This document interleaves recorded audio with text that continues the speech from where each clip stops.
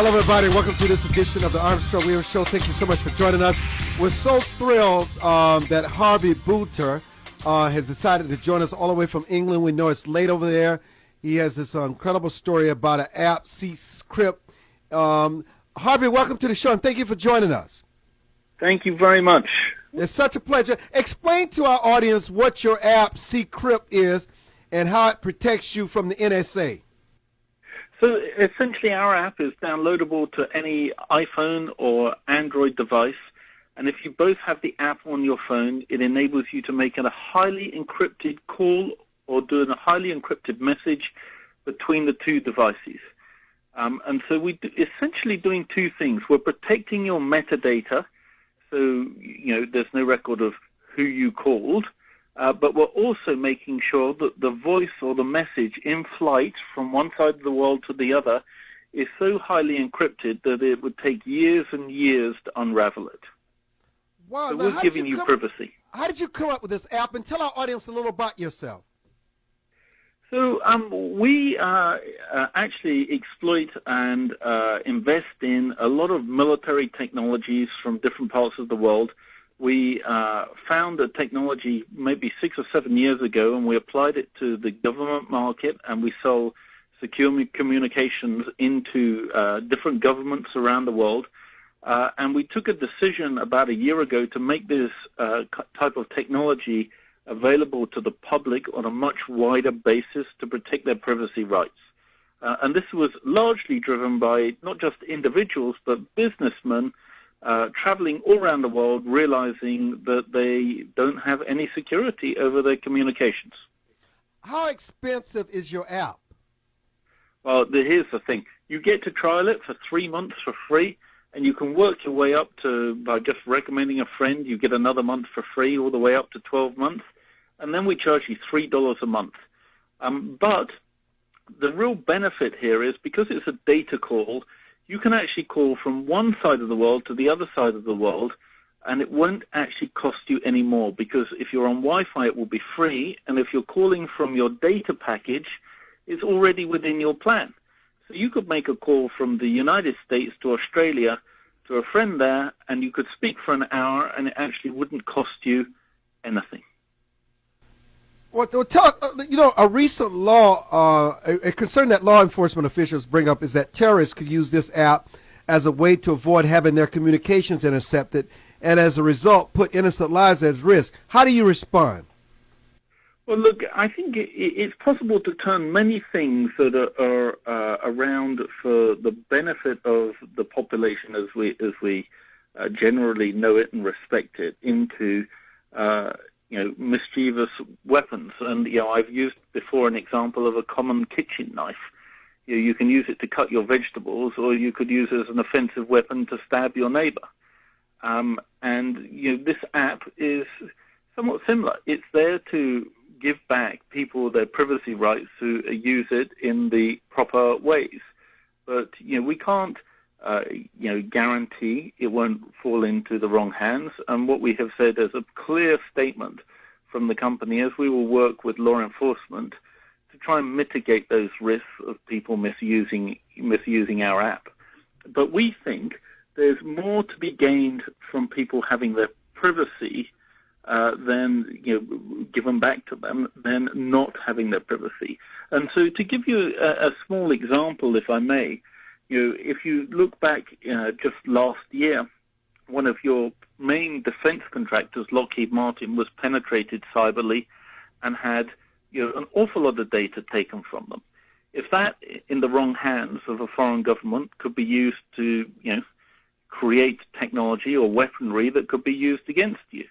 Now, what we are trying to say is we have to take measures to protect people, because it's not just military secrets, intellectual property, or trade secrets that are vulnerable here. It's everyday communications that are also vulnerable. And we're not talking about your own U.S.-based surveillance organizations, such as the NSA. We're talking about foreign governments who have interest in your private data as well. And that amalgamated together gives them real intelligence that you should be taking measures to protect yourself. And so this is an app that does that. What is the best way, in your opinion, to maintain a proper balance between privacy and national security? Well, look, I think and at the same security, time protect your business from hackers. Well, look, I think if you've got if you're an individual or a businessman, who is not breaking the law, and not behaving, let's say in a bad way, then you should have the right to have your communications, being private, to protect your business or your private information or your secrets. For the individuals out there who want to cause mishap in the world, there are many ways to get at those people. And, obviously, law enforcement needs to find that balance. And that debate is starting to happen, in the United States now. It's the debate, I think, because of Snowden, is getting some focus where people are looking to say, look, on the one hand, we have to do surveillance, and you do, to protect the nation, but it needs to be proportionate. The other side of the debate that's really not happening at the moment is the realization that there's many foreign governments around also doing surveillance, just like the NSA is, on your population. And you're not really considering how to protect yourselves from that kind of intercept either. But it's necessary to protect yourself against, those type of intercepts, as well. And so this is not an easy debate, and there's not, if I can say, a right or a wrong answer. It's getting that balance right. And I think at the moment, the balance hasn't been exactly right, and it's causing many to think about that balance and see if it needs readjustment in light of what we've learned. How did you develop Seecrypt? How did it all start, and what separates it from anything else that's out there? Well, I think there are many communication security technologies out there. There are very few that deal with voice, because voice is extremely hard to encrypt in real time in order for us to have a duplex conversation. So I can say, hi, how are you? You say, I'm good. That has to work extremely hard, in two channels, and that's quite difficult to do. So we've been developing that for a long time, with the military customers, in mind, and we've essentially made, a product available to the consumer and the enterprise market as a result of that. But I think protecting people, is not an easy job. There are not very many solutions out there at the moment, and it's notable right now. Some of the US-based solutions. And so you might have followed, Silent Circle or LavaBit, were just voluntarily shut down because of pressure coming from the authorities. And so these were good solutions that provided a level of communication security, but clearly under pressure from, one assumes, U.S. authorities, they've had to withdraw their products from the market. So one advantage we do have is we're not based in the United States. The company is actually based out of South Africa. And that's rather more neutral in the world of cyber security. This is just really fascinating. How long has your product been on the market? Well, actually, we launched the product on the 1st of April, and we saw a wave of demand from the international markets, and we actually didn't see very much demand out of the United States at all. And when we questioned that, people said, "Well, we don't need it. We don't need. We don't feel as though our privacy is invaded." And then the Snowden revelation started to come, and we saw a massive wave of demand, spike in demand out of the United States. And then, of course, the NSA said, "No, we don't listen to Americans. We only listen to foreigners," and the demand bubble shifted back overseas again. All in all, we've seen tremendous growth, and we have downloads now in 215 countries, with telephone calls made, messages sent from 215 countries. And our app is designed to work in very low bandwidth environments. So we work as well in Africa as we do in Manhattan. So tell us again how your product works. So essentially what it does at the beginning of each call, it exchanges a mathematical encryption key. And the key is truly massive, and that sets up the call. And then as we speak over the phone, our voice data is encrypted. Oh my goodness, we're coming up on a break. Can you come back for a few minutes? Sure. Oh, good. Thank you. We'll be back. Don't go away.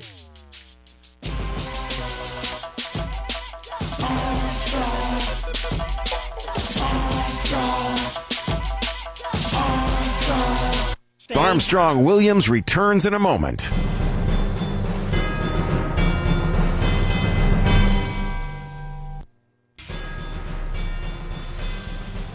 Where heads of state, sports, entertainment, and political celebrities meet. You're listening to Armstrong Williams. Welcome back to our very, very distinguished guest. Harvey, it's such a pleasure having you on today. Let me get Michael Cutler, who's a terrorism expert, immigration expert. Michael, you've been listening to the conversation. What questions would you like to ask of our guest, Harvey? Well, hi, Armstrong, and hi, Harvey. Good to join you. I agree with the need for privacy. Benjamin Franklin famously remarked that if you're willing to exchange privacy for security, then you will have neither, or security for freedom for security, then you'll have neither.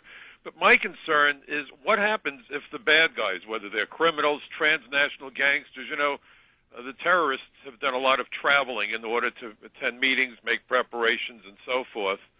Is there any vetting process that you do to at least try to determine the bona fides of those people who would subscribe to your service?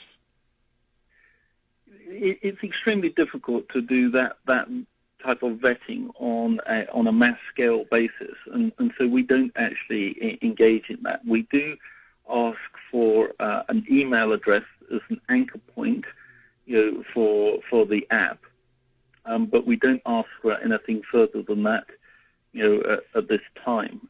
Clearly, once you come to pay for it, you obviously have to supply some credit card details in order to fund that purchase, and that would give us a little bit more data on the individual or the corporation buying it. But we yes are and no. taking privacy. We're taking privacy quite seriously in order that we don't actually use people's information, and so that's the downside of taking that privacy quite seriously. That said, if it does get into the hands of bad guys, and I'm talking about bad guys who actually use telephones, of which the seriously bad guys don't tend to do that, or not since, I guess, 97, when they realized that was a bad thing to do. There are measures and there are actions that we can take in working with law enforcement to mitigate some of those risks, not least turn them off. Yes, the reason, again, in 97 that they decided not to use phones so much, in fact, in my experience, they were using snail mail, mail drops. We saw where bin Laden was using couriers because the understanding was as soon as you go on the grid, you're firing a flare in the air. But if you're providing a means of running silent and running deep, in a manner of speaking, this might convince them that it's now safe to go back in the water, don't you think? Well, you're semi-silent. You're certainly much more silent than you were before. But I think that there's a couple of points. If you use Seecrypt on the Verizon network, you still have a footprint on that Verizon network. And so you've still got that metadata associated with that network, even though it wouldn't be possible to tell who you called. The second thing is, like any encryption, it can be broken if you've got enough computing power and time and effort, to do it. And so somebody of extreme interest, I think, you would find that the agencies, took the time in order to, Understood. Here's my question, try and understand what was going on. When lock manufacturers manufacture a lock, whether it's a bank vault or a little padlock that you put on your locker at the local health club, every lock has something known as defeat time, how long the average lock pick or locksmith would need to defeat the lock. It may run 30 seconds to 5 hours. How long would a major computer need to unencrypt, if you will, a covert message, presuming you had the best equipment? Let's say it's the U.S. government. They're on the trail of a guy running around with a nuclear device or a weapon of mass destruction. They know that this is his phone call. How much time would it take for them to decipher it? It's still going to be several months. And Wow. I think one of the key points here is that every time you make a new call, you get a new key. And so even if you deciphered one message, you would have to start again on the next message. But one of the points, if I could, I would just make is that seriously bad guys who are trading in that sort of league these days would very unlikely be using a phone. Well, up until now, but if they become convinced that your program is that secure, that could change the dynamic, couldn't it? Well, it would alter the dynamic a little bit, but it still has vulnerabilities.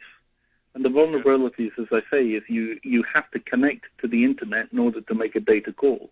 And so if you are that security sensitive, then you probably wouldn't even want to be considering that type of vulnerability. You would probably want to be completely off the grid. And so what we've seen commonly before is people using phones for one-time calls, as I'm sure you're aware, and they throw the phone away. And so that's probably a more likely route that you would go. And then certainly when you come to places like Europe, I mean, even where we sell SIM cards in Europe, you tend to be videoed on surveillance where you actually buy the SIM card, and so people might actually wait 3 months or something like that for that video to expire before they even use that SIM card in a one-drop phone. Right. Tell us how this works with Skype, texting, emails, and for those that are just joining us, how it works with a telephone.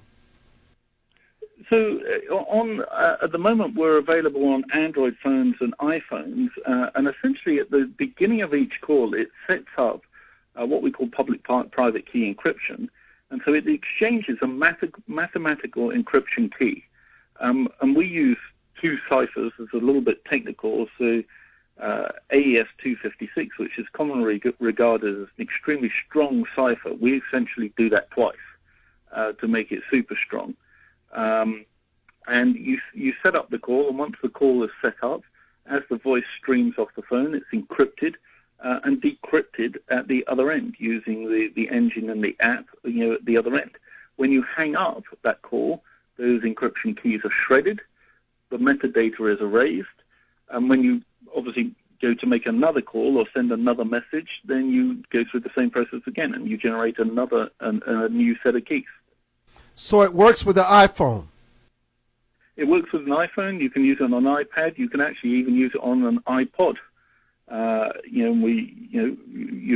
a Wi-Fi environment, and then it works on 2,500 Android devices. Come the end of September, the beginning of October, we will also have it available on BlackBerry 10 and Windows Mobile. I'm headed to Europe this week for vacation. I have the iPhone. I'm going to try it.